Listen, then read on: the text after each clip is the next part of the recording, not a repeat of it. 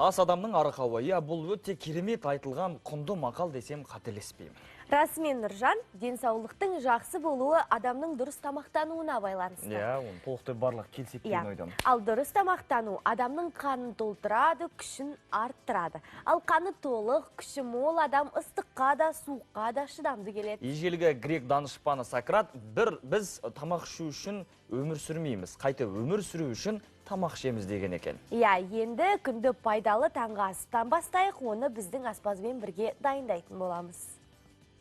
Қайырлы таң, құрметті көрермендер. Бүгінгі күндеріңізге сәттілік тілей отырып, мен сіздермен итальяндық таңғы астардың бірімен бөліспекшімін. Оған бізге керегі қара нан, қызанақ, қуырылған тауық еті, салат жапырағы және ерітілген ірімшік. Бірінші кезекте біз қара нанымызды жұқартып турап аламыз.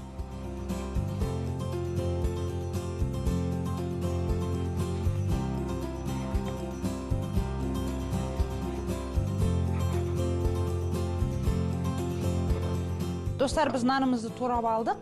Енді ыдысымызға салып, қысқа толқынды пешке 5 минутқа салып аламыз.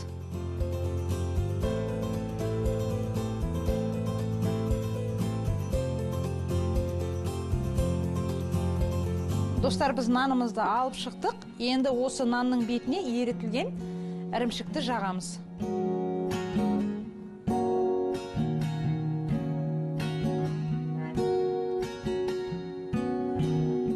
Ерітілген ірімшігімізді жағып болдық. Енді тауық етін жұқалап турап. Тауық етімді турап болдым. Енді қызанақты тураймын. Енді осы нанның бетіне салат жапырағын салып, тауық етімен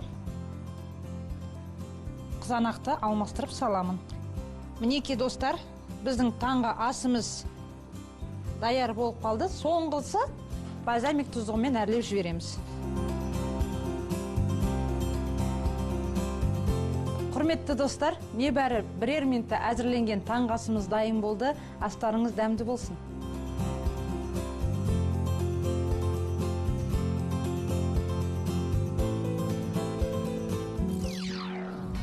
Италия брускеттасы. Құрамы: тауық еті 100 грамм, қара нан 5 тілім, ерітілген ірімшік 70 грамм, қызанақ 1 дана, салат жапырағы 15 грамм.